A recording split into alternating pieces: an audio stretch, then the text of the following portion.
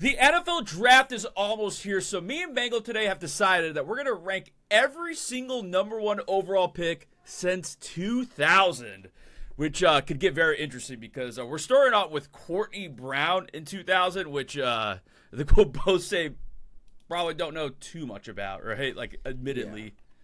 That's the thing is I was very young in the year 2000, so I don't remember Courtney Brown at Penn State. I don't remember him in the NFL. This is such a weird start because it's like, how are we qualified to rank these guys? It's a starting point from this century, and it's just tough to start with Courtney Brown because obviously he was a good enough college player to go number one overall, and the 2000 draft had some pretty good players in it overall, but this is not one of the all-time greats, but we're ranking them about how they were as prospects. But I don't know that I feel good enough to give any type of a score on Courtney Brown here because I simply do not remember him at Penn State. I couldn't have. To me, it doesn't really start to actually analyze these players until 2014. I remember the NFL drafts from like 2004, 2005 onward, right? There's some notable guys here. I honestly think after Courtney Brown, it actually gets pretty easy for us. Yeah, but Courtney Brown's one where I can't even give an opinion.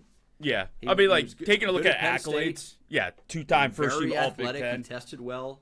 Yeah. I mean, he looked like a sick prospect, right? Two-time first-team All-Big Ten, Big Ten Defensive Player of the Year, All-American. Like, he surely was a good prospect. It's just, how do we rank this guy that didn't play past 2005, right? But it was mainly because of injuries. So I guess C, but like, again, it's just a starting point. We just kind of unfortunately just don't know much about Courtney Brown, admittedly, because a little bit before our time, I would say. A little bit before me, a lot before you. By the way, before we move on, would appreciate if you guys like the video, subscribe. Appreciate everyone that's been supporting. And if you guys become a member, you do get early access to new videos. So become a member today. As we move on to 2001, Michael Vick. Yeah, pretty awesome player. Interesting NFL career he ended up having. I guess it's hard for us to remember him at Virginia Tech just because I've seen highlights, right? Yeah, we've seen the highlights. But like his final year at Virginia Tech statistically was not even very good. 8 touchdowns, 6 interceptions, 1,200 yards passing in 10 games.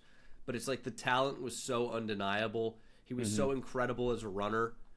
And I guess the Falcons just bet on the upside, right? Like, there were some really good players in that 01 draft. Damian Tomlinson, Richard Seymour made the Hall of Fame. Essentially swap for each other, right? Right, yeah. Vic and LT. He was just the only quarterback at the top. Like, he was obviously a good enough prospect to go number one.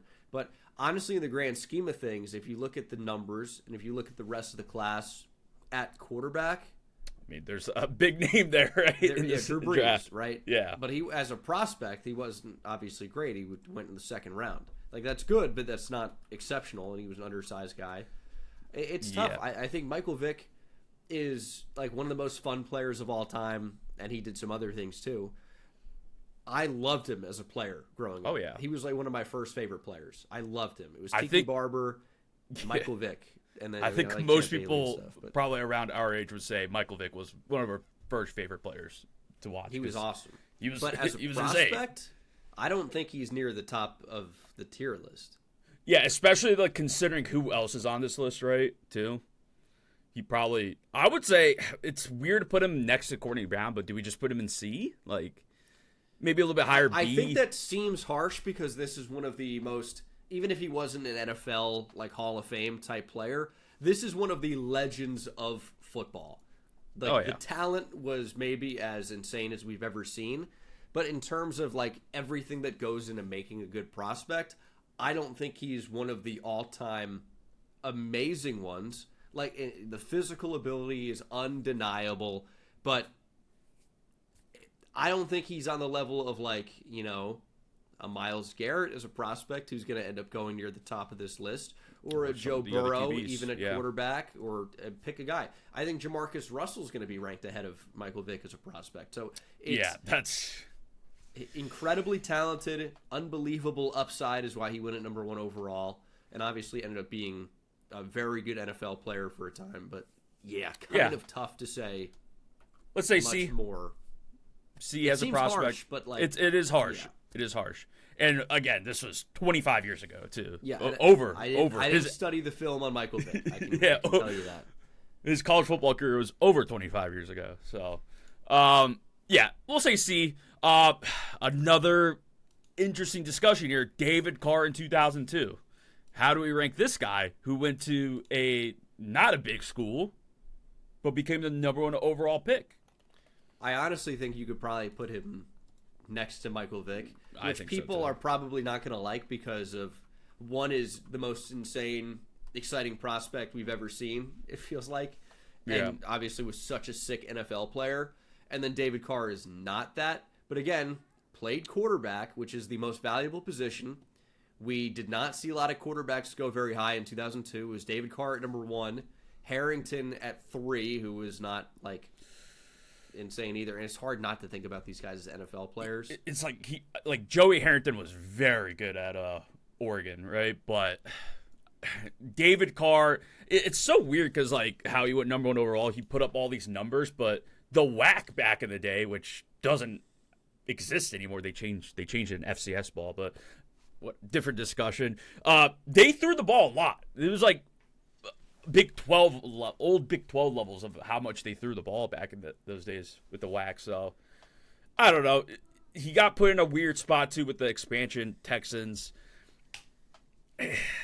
Just I don't know. It's a weird pick. And what if the Texans took Julius Peppers? Like, do they look different? They probably do, right? They probably do.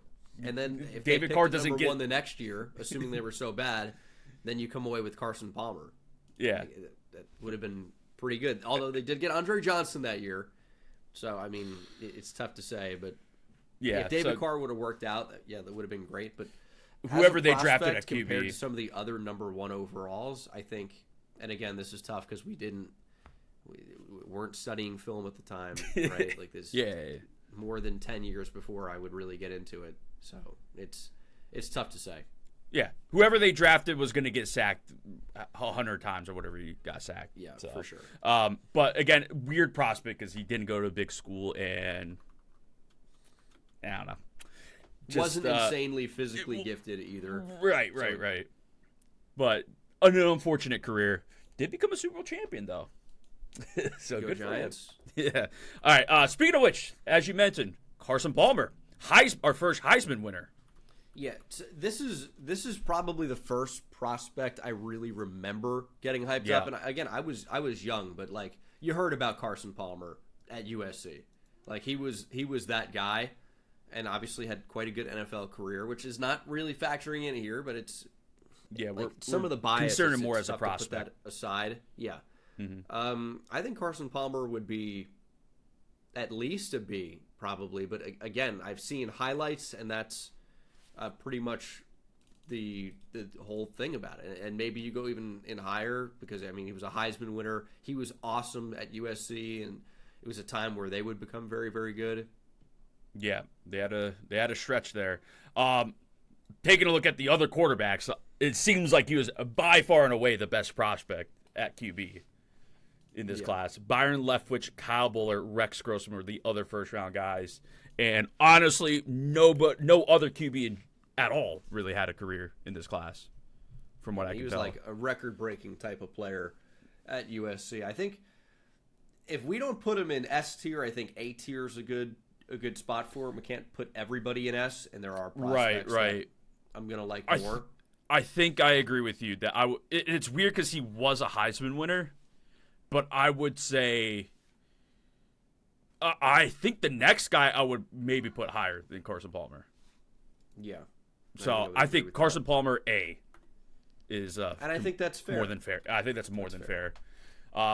Moving on to a controversial guy during this time, Eli Manning in 2004. I would put him in S tier. He was a very, very, very hyped up prospect in 2004. I think the last name definitely does play a factor here. And it was like the fact that Peyton was already killing it, but Eli was pretty insane at Ole Miss. I don't think I would go S tier on him because there are guys I would put above him, but I would put him in the same tier as Carson Palmer, and the cat maybe agrees. Consider him as prospects, like even though Eli was super hyped up, he didn't win that Heisman that Carson Palmer won. So maybe you can't put him higher than Carson Palmer. Who won in 2003? Would it have been Jason White? Yeah, with the no knees. Rex Grossman should have won a Heisman. I don't think it was that year. I think it was the year before. But I'm okay with Eli in A. But man, was there a lot of controversy. It's fun watching those videos back of that time. I think it was like it's like Eli, his dad, and then like Big Ben and his agent. One of those videos. Yes, I think that's a fun one. I think that's a super fun. But yeah, I'm okay with Eli and A. I guess I think at first I was like maybe you could rank him ahead of Carson Palmer, but like thinking about it a little bit more, I think you probably can't because Carson won a Heisman. 2005. This turned into an interesting pick because it was kind of down to two guys, right? Alex Smith and Aaron Rodgers. And then this was obviously the famous Aaron Rodgers slide in the draft. And Alex Smith goes number 1 overall. Man, as a prospect, this is kind of where I like first start remembering these guys. Obviously, Urban Meyer, Utah, right? Kind of like I want to say they were the first power conference school to win a New Year's Six bowl game, so it was kind of a big deal. He did play in like a spread offense in Utah, so maybe that helped him out. It's hard to like not look at hindsight with Aaron Rodgers versus Alex Smith, right? Which was the conversation back then, and now we know how their careers were. Somewhere around C tier. I feel like he's very similar to Derek Carr. Not insanely physically gifted, put up incredible numbers in a very pass-heavy offense playing in a sub-tier conference. Another conference that threw the ball ball a all lot. this in. Yeah. He had great numbers at Utah. I mean, I'm looking at him here. He basically led college football in every major passing number, finished 4th in the Heisman. But, I mean, obviously, like, that level of competition's being factored in. This was when Utah was a Mountain West school. Yeah. He was behind Matt Leinart. He was behind Adrian Peterson. He was behind Jason White in the Heisman. So he went number 1 overall because he was a quarterback, and he was like maybe slightly ahead of Aaron Rodgers to some. But you go back and some had Rodgers as QB1 in that class. So I don't think he was an absolutely elite number 1 overall pick prospect. But again, I haven't studied the film on him or anything. I remember the feeling of the draft, and I can go back and look at the numbers, and I've seen highlights, and I think we can't put him above Michael Vick. Derek Carr. I agree with that. I would say C. Yeah, probably C. I don't know if I would put him under them, right? So, also, he was teammates with Reggie Bush in high school. That's crazy. I feel like I remember hearing That's a crazy duo. So Alex Smith, C. I'm good with that. 2006, Mario Williams. This was, of course, the famous, like, Reggie Bush is going to be the number 1 overall pick up until the draft day, pretty much. Vince and then Young, all of a sudden, that same conversation. And then also, I guess, kind of Matt Leinart that year too, but obviously he was more like he maybe would have been number 1 the previous year. Mario Williams as a prospect is he was really good. An interesting story because he's like very good. First draft that I really remember like somewhat well. There was so much hype around everybody, and like this was truly to me the era of college football stars. I guess it helps I was growing up during it. Yeah. But it feels like we lack the college stars that we had back then. Like there isn't a Reggie Bush or a Vince Young Yeah. Matt Leinart, like this era, AJ Hawk was a star. I mean, this class had so many great players, and Mario Williams was the first of all of them. I remember, I mean, I've gone back and watched this draft within the past couple of years as well. Mario Williams was hyped up like a superstar, and he had a really good NFL career as well. But I think you've got to put him up pretty high as a prospect. Yes, not a quarterback, but, I mean, he was a star type of player to go ahead of Reggie Bush and Vince Young and all these other, superstars of the class. Yeah. I think he's got to be A tier. Yeah, man, I was actually thinking maybe B more tier. B tier, because he was a third-team All-American going into this draft behind some pretty good players, though. Physically gifted. Yeah. I think like size and all that for sure. By the way, I've guys. gone back and I've seen the highlights on him, man. Like, Yeah, he was moving man. different. Yeah, no, I do remember him. Man, I kind of want to put him in B though. I mean, we're gonna have some great ones on the list. Mario Williams to me would be A tier. I mean, the size and the movement skills and I'm looking at his and he combine did page like here. I know this doesn't matter as much, but he did have a pretty damn good pro career. He was 6'7", very, very good.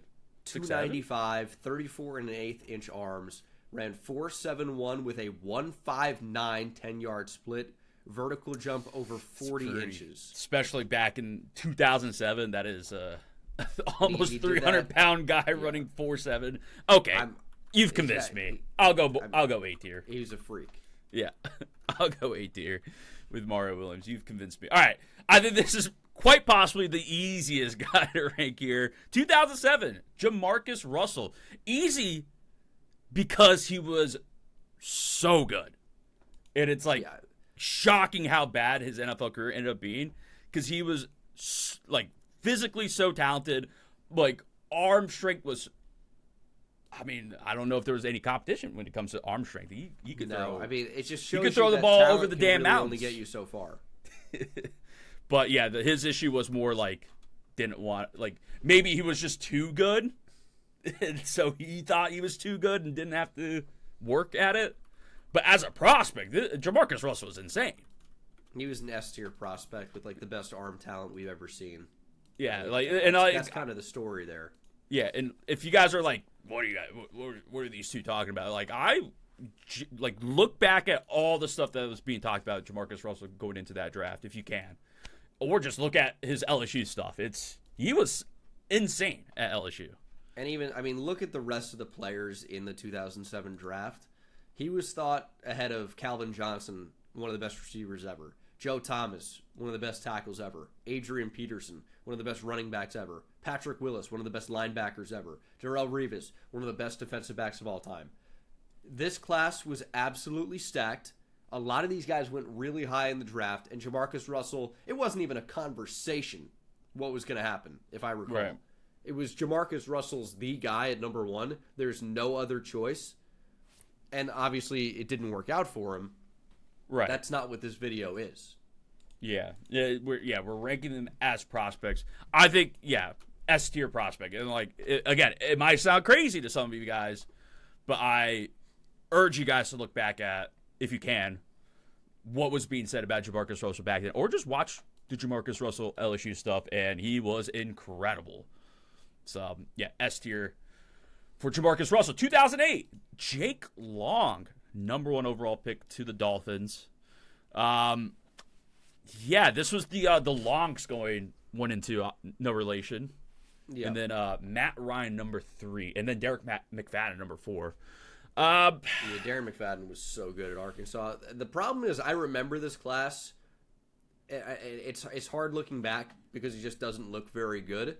But I feel like I remember it not being super hyped at the time. Like, I remember Glenn Dorsey getting a lot of hype, and he didn't really work out. But I don't – like, when Jake Long was drafted, he was obviously the number 1 guy. There were big expectations, and there were for every one of these guys. And he had a pretty good career. But He's I solid. don't remember Jake Long being talked about like one of the best tackle prospects we've seen. But it's hard to say. This was definitely one of those like not that hype draft classes, like you said. And part of that probably has to do with the quarterback class not being super crazy. Even though, I mean, Matt Ryan, Joe Flacco, first 2 QBs off the board is pretty good. Quite good players with great longevity. But as prospects, you have a quarterback going 3-18. It's like, yeah. If a quarterback prospect's not going number 1 over a different position, they're probably not super elite. Like if like in the case of the Drake May, Jaden Daniels, Caleb Williams, that's 3 quarterbacks. They were all pretty close. That's different. But when you have like a tackle being selected and a defensive end being selected ahead of a quarterback, just the quarterback prospect wasn't great enough because a team would have traded up, and that's what we see nowadays. Like it happen all the time. Yeah. This is a weird one. I almost want to put him in like D. But he was very good. I would have said C or even B tier. The thing is, he has a lot of accolades at Michigan. This is a tough one. It's just, again, not a hype draft, but a pretty good player. C. I'll go with C. I'm okay with C. I don't know if I could put in 07. like unanimous Two-time All-American Big Ten Offensive Lineman of the Year. Consensus All-American 06. Like he had the accolades to be the number 1 overall pick. It's just like you said, I remember this being not a very hyped up draft class when it comes to the prospects coming in. So I'm okay with C. I'm all right with that. By the way, if you guys disagree with any of this, let us know in the comments. All right, guys. 2009. Really, like it's hard to rank these guys, man. It's tough to.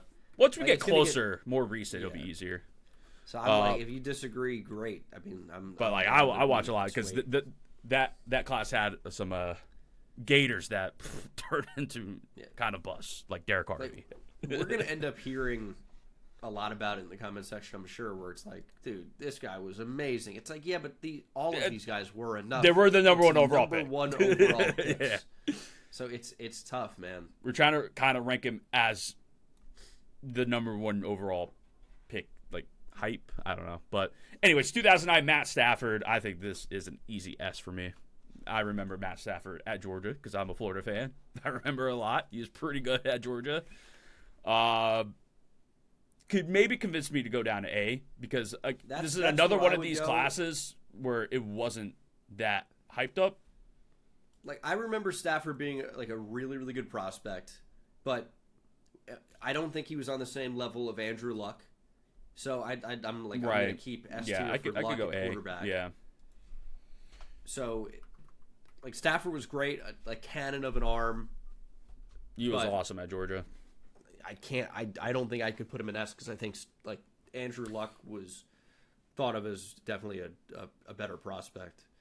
I will say there was another guy on that team that I remember a lot too, No Sean, in that offense too. So New Jersey guy. Yeah. A for Stafford. I like that. 2010. Should have not won a Heisman. Sam Bradford. I would put Bradford running up no scores. Higher than B. I'm a hater. I'll be a hater. He just like they ran up the score. That's why he won the Heisman. They ran up the score every game.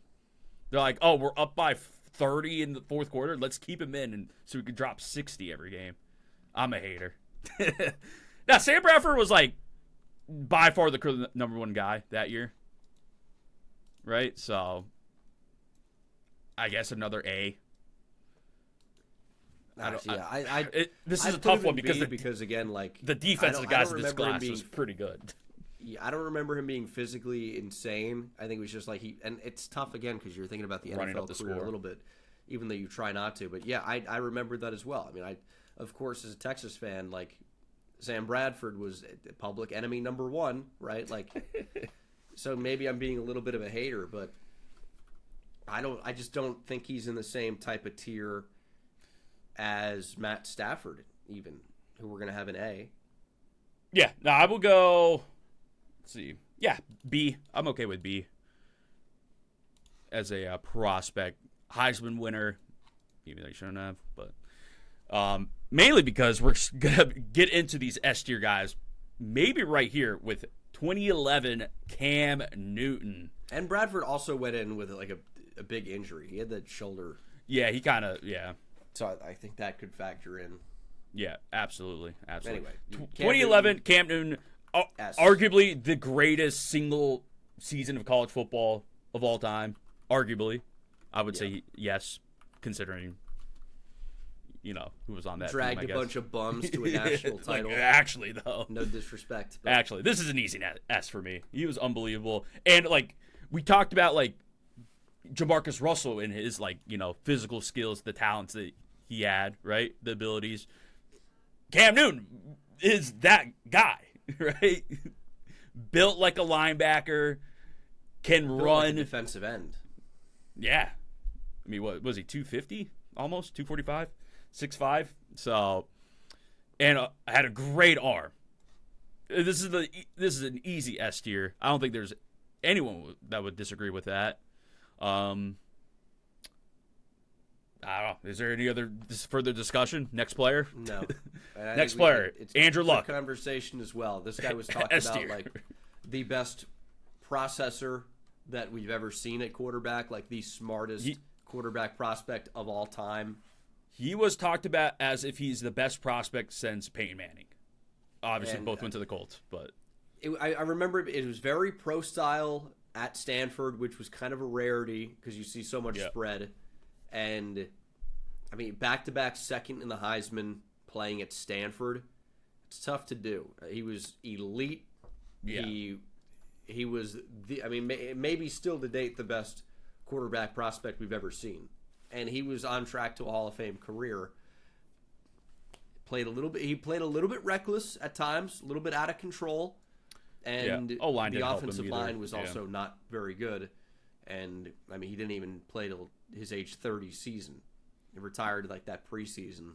But he was, as prospects go, this is an easy S. I don't think we need to say a whole lot more. Yeah, he didn't win the Heisman just because of Cam Newton's insane year and RG3's insane year. That's it. Almost any other year he would have won a Heisman. Easy S tier. 2013, Eric Fisher. D. This was talked about it was not that great of a class. It ended up being to me this is the worst draft class of all time. Yeah, bad draft class. There are good players down the board, but in terms of the first round is so bad.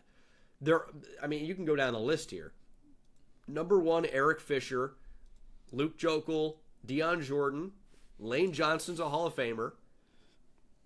Ziggy Ansah had a stretch. Mingo, Jonathan Cooper, Tavon Austin, D. Milner, Chance Warmack, DJ Fluker. When DJ Fluker is the best name out of the last 8 that I've said. Yeah. DJ Hayden, EJ Manuel was the first quarterback who went at 16. Jarvis Jones. God, it's just this is a bad class. And I don't remember Eric Fisher being hyped up at all. He went the to thing I Central remember. Michigan. Yeah, the thing I remember about this class was Geno Smith sliding from being the potential number 1 overall pick to the second round. That's what I remember. I remember the most was I thought Luke Joeckel was a surefire number 1 pick. I thought he was going to be. He was pretty good, yeah. And then Eric Fisher ended up going over him. Both ended up not being very good. I'm going to say I would put this in F. Personally, all right, it's a bad draft class, and I don't want to say Eric Fisher's a forgettable player, but when it comes to number 1 career. Yeah, when you actually think about it, he had a great career. Won a Super Bowl, multiple time Pro Bowler. But as a prospect, we have seen much better number 1 overall prospects. So many better players, and it's just a bad class in general. DF, it doesn't really matter. He's at the bottom right now. He might be the bottom. So, all right, 2014, Jadeveon Clowney, S? I would go A tier here. Okay. I think he was a highlight machine. I really liked Khalil Mack in this draft. I really liked Khalil Mack. Yeah. Now, I didn't really fully know what I was looking for as much at the time, but I'm like, this guy just wins off the edge. Look, the hand placement was really good. I was first getting into watching coaching clinics at the time. And, like, you go back, Merrill Hodge even, like, talked about this on ESPN back when ESPN gave actual, like, sports analysis. It's like, he was big on Khalil Mack over Clowney. Right. And Clowney, superstar, freak athlete, no actual real ability to rush the passer at the time, other than being bigger, faster, stronger. And he was as freak of an athlete as we have really ever seen at the position. Like, and then Myles Garrett came around, but he didn't have the real ability to rush the passer at the same level. Like, technically, he was flawed, and he's a freak athlete. The upside was amazing. I remember the feeling about him at the time, but I think Myles Garrett was the athlete that Clowney was with the technical refinement. I can't put them in the same tier. Oh, man, it's tough. I really want to put Clowney in S tier. I think it's mostly because I remember how hyped he was coming out of high school. The number one guy out of high school. And he kind of lived up to that hype in college. I would say more than lived up to it. That's kind of why I want to put him in S tier. But I get what you're saying with, like, Myles Garrett as a prospect, you know, was, like, by far and away, like, that guy. I know we're jumping a little bit ahead, but... And I even get it with Khalil Mack, because I remember the Khalil Mack talk, and everyone's like, oh, who's this guy from Buffalo that people are talking about? I personally want to put him in an S, but I can get A. I totally understand S, and I know that's where most people are going to want him, because this guy was, like, right just when as social a media, I feel like, was getting huge. Like, that Outback Bowl hit where he forced Ball the don't fumble. lie. Ball don't lie. And then, after they were screwed with the spot. Yep. And then, like, I totally get it, but I feel like I wouldn't put him in S personally. I wouldn't blame you if you did. I'm saying A over S. It's not saying C tier, like all athlete. Like, this isn't Shamar Stewart, but I'll put him at the top of A then, as a compromise. He's like the highest of A's to me. Then he was so sick, and I remember the high school stuff too. 2015, Jameis Winston, another guy that honestly kind of Cam Newton level, where draft kind of a bad Florida State team. Actually maybe not, because he had who was their running back? They had why can't I think of his name right now? James Wilder Jr. might have been on that team. No, it was Devontae Freeman. That's who it was. Devontae Freeman. And then Calvin Benjamin was their receiver. And I believe James Wilder Jr. I do remember James Wilder Jr. He was there? Jameis Winston was awesome. He was sick. like one of the best seasons in college football in 20. I don't think it was his last year, right? Because they lost that playoff game. Those first year playoffs. 2014, 2014 going into 2015. First year playoffs. He had that fumble where he's trying to throw the ball. Yeah, against I remember Oregon. the Oregon game. It was like Tony Washington, I think, was the guy who housed it. Yeah, 26-1 as a starter at Florida State. He lost one game at Florida State. He was awesome. I would put this at S. Yeah, all right. And this is like, you remember the second guy in that Marcus class. Mariota was also pretty hyped up. Who was at the time very as well. hyped up too.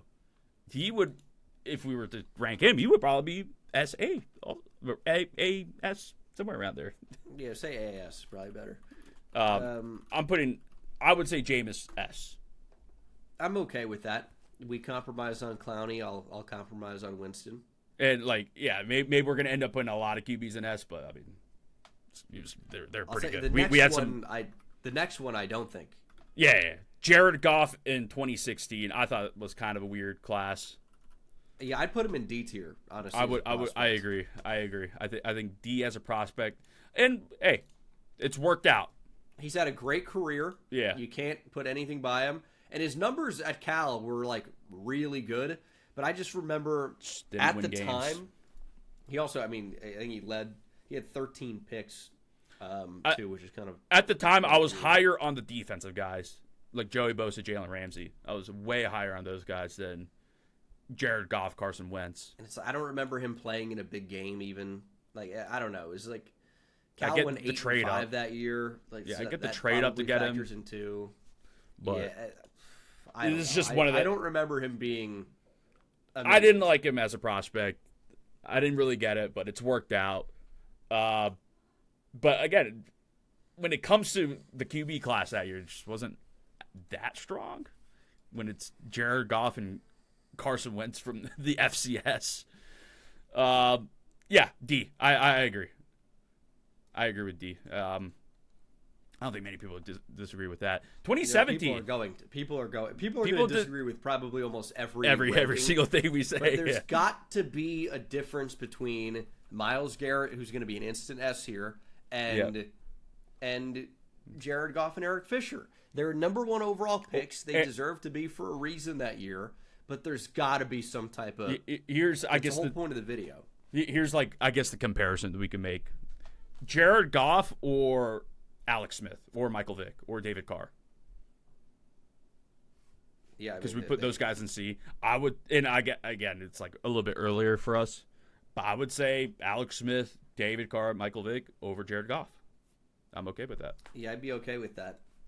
All right, Myles Garrett, S, easy. Next player. Yeah, Garrett is just like freak size, freak athleticism, technically sound, defended the run, just did everything. I remember watching him being like, dude, what are we even doing here? He was a generational prospect. Yeah. Simply put. Like, actually, a generational prospect was the easy number one overall pick that year in a what ended up being a pretty good draft class. But, yeah, easy S. Let's move on. 2018, Baker Mayfield. This is an interesting one. I probably put Baker because there was not even... Man, this is tough. I put him in, like... My initial thought was B. Yeah. He was not even supposed to be the number one overall guy Sam until, Darnold. like, the week before, it felt like. It was right up to the day. Saquon was in that class. There was a lot of talk of Sam Darnold that year being number one. Baker was really productive. He was undersized. He always had a strong arm. He was a good prospect, but he was not an absolutely elite I want to say prospect. We talked a lot about this class at the time, if I'm not mistaken. Because we agreed that Baker was QB1, and then I think it was Lamar QB2 for us. I had Lamar 2. And then... I don't even want to say who my third quarterback was. I think it was... honestly, it was Rosen. I think it was. I think I had Rosen, and then Darnold, and then Allen. Yeah. So, obviously, that didn't age as well. Josh Allen's a stud. But there was a lot that it took to get him to that stud point. And here's the thing. Completely reworked his throwing mechanics, I believe, with Jordan Palmer. And then relearned how to throw the ball and became accurate. So it's tough because when I evaluate quarterback prospects, accuracy is the big thing where I'm like, this typically does not get better in the NFL. Maybe marginally, right? But typically it really is a guy's accurate or he isn't, which seems crazy. But that's part of why I was so down on Michael Penix, because I'm like, here's a guy who's not accurate. I don't know where people were talking about him like he's a star. He'll make the best throw you've ever seen and then not even be close. So to me, that isn't accuracy, right? Yeah, And the injury stuff too. But Allen was not accurate at Wyoming. I get that he's playing 7,000 feet up in crazy winds, but this guy was throwing 3, 4, sometimes even 5 picks a game. Like, the ball security was terrible. It's like you were drafting the athlete and the size and hoping you could develop him, and it worked out. But there was a reason Josh Allen was not the first, second, third, fourth, fifth, sixth pick in the draft. A guard. Granted, generational guard prospect, Quentin Nelson, but a guard went ahead of him. And then Baker, back to the actual video at hand here, he was totally fine. He was a good prospect, but there's a lot of discussion. Who could be number one? C-tier. I'm okay with C. There's people saying Josh Rosen was QB1 in that class. That's what I wrote. It was almost all 5 of those guys that went in the first round. There's discussions about them being the number 1 guy in that class. You ever seen Josh Rosen's full name? It's insane. Let me take it. Joshua Ballinger Lippincott Rosen. It's got to be like grandparents' last names or something like that. Yeah. I think he works in like insurance now or something. Hell yeah. Anyways, yeah. So Baker, C. I think if we're gonna put like Michael Vick, C. I'm okay with Baker Mayfield, C. 2019, Kyler Murray. I think this is another C. I hated him as a prospect. Yeah, I was a big hater. Or even D here. He was an electric college player with a ton of questions about how he was going to translate. This guy was like 5'9", 5'10", that was drafted in the top 10 in the MLB draft. And there were thoughts at the time that he was going to play baseball. And now it seems like later down the line that was just a leverage play. Yeah. And maybe he would try to do both. Like I made videos on this stuff because that's what the talk of the town was at the time. But I wasn't super high on Kyler as a player because I didn't know how the size would translate. And it's tough now looking back because he had some moments, but now it's like Kyler, Arizona benched him when he was healthy for Jacoby Brissett. So I don't know what you can take away from Kyler Murray's career. He won Offensive Rookie of the Year. If you care about Pro Bowlers, he's a multi-time Pro Bowler that had great stretches. Like through 6 games of a season, man, this guy was sometimes the MVP. But he was so inconsistent, still is. And as a prospect, there were just so many questions about how he would work out. Is he too small? Yeah, I think I remember, was this? I can't remember if this is early couch QBs or not, but we definitely talked about this where we hated the quarterback class just as a whole. We hated everything about it. I want to say Dwayne Haskins, RIP, was our number 1 guy that year. It was mainly because we're like, oh, this guy was just getting better and better as the season went on, but we hated the draft class. I remember the Rose Bowl tape of Dwayne Haskins and how he would actually layer in throws. And I think layering in touch passes over the middle is a super valuable quarterback trait. I had Dwayne Haskins as number 1 for sure. I don't think Kyler Murray was a top 30 player for me in this draft. I hated him as a prospect. Like that's people are going to feel one way or another about this. Daniel Jones was a screen merchant at Duke. Hated him too. I really did not like the quarterback class very much. I would put this in D. I honestly would put Kyler in D. I hated him as a prospect. People are gonna push back on that because I think this is gonna be the most controversial one for us. How electric he was at Texas A&M, and I would not dispute that. He won the Heisman. So did Johnny Manziel. So did Troy Smith. These guys were not S-tier prospects, and I know he went number 1 overall. So there is personal bias in here, but I was not high on him. So, yeah, it's tough to go back and say, I'm putting this in D. I'm putting this in D. It's just we didn't like him as a prospect. I think this is going to be the pick that people disagree, or the placement where people disagree the most on is Kyler Murray in D. Which, hey, let us know in the comments. Let us know. 2020, Joe Burrow coming off, again, another one of these guys that had arguably the best college football season of all time, S tier. Yeah. He did come out of nowhere, kind of, even though you might remember I was on the Joe Burrow hype train the year before as a prospect, but not number 1 overall pick. I was just like, hey, this guy's like pretty interesting. I remember. I do recall that. Yeah, I'm like, this guy's interesting. He's looked pretty good, but like he was being talked about as a 5th round pick at that time, the year before, and then he comes in and has this incredible season. He was, I would say S as a prospect. Yeah, I don't think there's any debate. I don't think anyone would disagree. And I almost think he was like the best quarterback prospect since Andrew Luck. Yeah, and this is like what was a pretty good quarterback class going into it with like Tua was highly thought of, Justin Herbert, right? Yeah, for sure. So Jordan Love, S. Now the guy that might actually be the highest ranked prospect since Andrew Luck.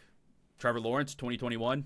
Yeah, you got to put him in S. You have to. It has to be. It's another S. The size, the athleticism, the accuracy, the general arm talent was just insane across the board on Trevor Lawrence. It is an easy S. He was amazing. And we're starting to see it a little bit at the NFL level. Yeah, he was pretty good at the in the second half of last season. Another guy that was super hyped since high school too. Like he lived up to it, and hopefully he keeps doing it well. Jags back to back here, 2022 Trayvon Walker. This is tough because I did quite like Trayvon Walker. Yeah. But at was the same not time, very highly thought of as a prospect. Man, it's so tough because I remember the tape so well. They used this guy in so many different alignments and so many different responsibilities. The reason why he ended up going at number 1 overall was purely based on upside. He had incredible size, incredible length, and versatility. And Trent Baalke was the GM in Jacksonville at the time, and he was like a measurables freak. And Trayvon Walker had all of that. And he was really good in his roles at Georgia. But in terms of number 1 overall picks, considering everything, he is one of the weaker ones. And I liked him as a prospect, right. But at number 1 overall, you've got to be pretty special. And I don't think he was a special prospect because he was raw coming out and he was underdeveloped as a pass rusher. I think he's had a really good career so far. I mean, posted double-digit sack seasons in 2023 and 2024. 2024 is more real than 2023 if you look at individual, how effective he was as a pass rusher. Always was going to be a good run defender, and then was banged up in 2025 and was not quite so good. But in terms of where you rank him as a prospect, it's tough, man. I might even go D. Because I liked him. The measurables were obviously incredible, but in terms of number 1 overall picks, like Aiden Hutchinson was kind of thought of as the number 1 guy at times, right?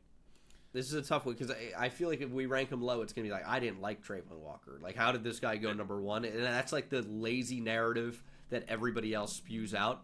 Yeah. Is like, oh, man, how could this guy ever have gone this high in the draft? It's not weird to see from my point of view, but... And we're ranking him as number 1 overall picks, not... I would put him probably in D. Yeah. Unfortunately. It was a really stacked draft class.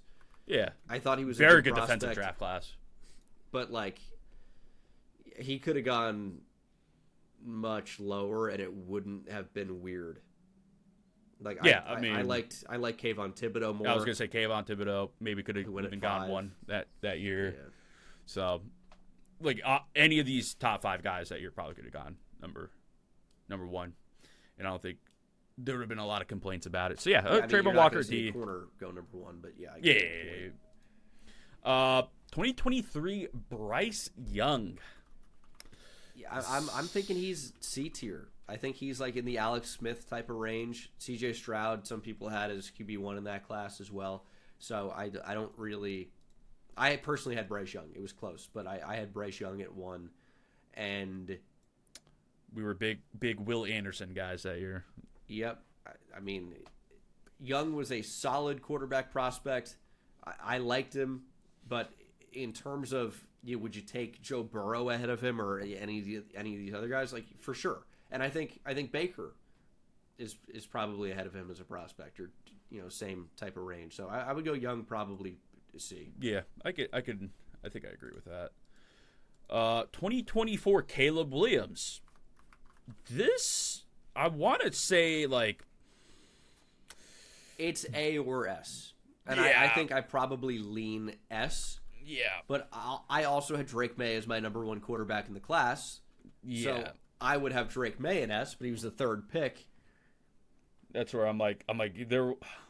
He wasn't like by far the best prospect, but it was more so because there's 2 very, very good quarterbacks that and year. Even 3. I mean, Jaden Daniels was awesome. I think he was my number 10 player. I mean, I have this stuff is all documented, right? Like everything we've talked about on Bengal. Like I've got a video on it for sure. I think he was my number 10 player.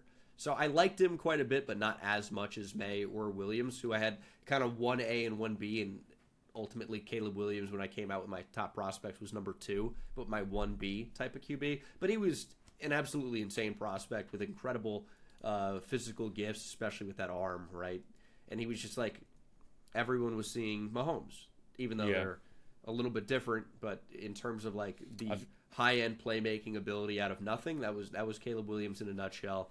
And I mean, I put out a pretty legendary tweet at the half of the Red River Showdown. Yeah, I was going to say at Oklahoma. His freshman year, true freshman Texas year, was dominating. Oklahoma stood no chance. Spencer Rattler was playing so poorly, and I'm like, man, the only thing that could save Oklahoma is bringing in Caleb Williams. Like, I hate to see that, LOL, or something like that. And then, of course, they do turn to Caleb Williams, and he leads the comeback. Yeah, it was a disaster. Yeah, obviously another guy that was hyped and kind of had the hype since high school. And yeah, like you mentioned, the Red River. I think what helped is we knew how good Caleb Williams was since he was a true freshman with that Red River game. So yeah, S, I think for sure. 2025 last year, Cam Ward. We like Cam Ward at Incarnate Word. Yeah, so like we might be a little bit different. Where like you told me about Cam Ward and like I want to say 2021, 2020, somewhere around there. It was a while. He was at Incarnate Word, I think, in 2020. So we knew about him. We watched him for a while. I liked him as a prospect. Although I had concerns with his turnovers. So I would maybe put this in C, honestly. I'm kind of at C with Cam Ward, even though I really did like him. Yeah, he was a cool prospect, but I don't think he was. There was a lot of concerns with his turnovers, and I just he is arguably the most forgettable number 1 overall pick of all time. Dude, he got drafted and was immediately forgotten about because of the Jags trading up for Travis Hunter. Immediately, nobody was talking about Cam Ward being the number 1 overall pick. It was, I will Travis say Hunter. It is tough because the number 1 overall pick is kind of known for a while leading up. So That's there fair. isn't like That's a fair. ton of hype when the guy that you knew was going to go number 1 overall goes number 1 overall. It's not crazy weird. But people are talking about Shador Sanders dropping in the draft more than Cam Ward. Yeah. It's just he's unfortunately forgettable in terms of number 1 overall guys. But we liked him, and we thought, and I think C is kind of fine with him. All right, Final guy. Now, the draft hasn't happened yet for 2 weeks as of this recording, but I think we can all assume that Fernando Mendoza is going to be the number 1 overall pick this year, right? I think that's more than fair. It seems like a foregone conclusion. If it doesn't happen, I think would be one of the biggest surprises in the history of. It would be a shocker. It would be a shocker because, like, who would you take at number 1 over him right now? I guess there's some. I don't know. Who would you take? Arvell Reese? Like, I don't know. Anyways, where would you rank him as a prospect in terms of number 1 overall pick? I think he's real close to Cam Ward. I would throw him in C tier. I think Ward maybe has better physical tools. I like Mendoza a lot, but as a prospect, I don't think he's one of the best prospects that there's ever been. I do really like him. I think he's going to end up being a good pro. I think the mental makeup's incredible. Yeah. Like, all that stuff seems great. I think the guy's a genius. But in terms of the big picture, yeah, probably he's not, Andrew Luck as a prospect. He's not Joe Burrow, Cam Newton, Jameis Winston even. So yeah. Would you consider B just because of how last season went, winning the Heisman and the Natty? Would you consider maybe a little bit more, like one step higher than Cam Ward? Or would you want to put him in C still? No, I think he's, when you factor in, Cam Ward's just a little bit better improvisationally, and I think the arm talent is better. I think they're close. I think that's the most comparable guy in terms of like an overall level. I'd put him in C, and I'd feel good about it. And that doesn't mean he's not going to end up being a great or better. No, pro, we like in terms we of like him. How he is as a prospect, he's not. you got to check so many boxes, and off. we kind of have to be Like a harsher on these generational type QBs. of prospect, right? Yeah. Kind of have to be a little harsher on the QBs because there's just so many QBs that go number 1 overall. Absolutely. I would see. Like I said, maybe you could convince me on B just because of how last season went for him, but I think C is more than fair. So, yeah, that is every number 1 overall pick since 2000. Is there anything you would change? I don't think so. I think we did pretty well here. I really like how we did it. Anything that could be changed is just kind of nitpicking. Pre 2010, maybe. Yeah. We could. There's a lot stuff more that argument. we just can't remember well enough. And that's not to say that this was not, researched, or we're just making a video where we don't have any idea what we're talking about. But it's tougher on the guy like Courtney Brown, man. I really have nothing to say about him. I think trying to rank him as they were as prospects instead of how their career went or how we think it's going to go is a little bit more objective, a little bit tougher. Yeah. So, and it's a lot of we got to remember how we thought of them as prospects, not considering how their career's gone. So, yeah, I'm okay with that. Let us know in the comments your guys' thoughts on the rankings. I'm sure you guys are going to disagree, so let us know in the comments, man. We'll be reading. Yeah, we'll be reading the comments. So, like the video, subscribe, and like I said before, members, become a member today. New members get early access to the new videos, so come check it out. And yeah, we'll see you in the next one. Peace out, boys.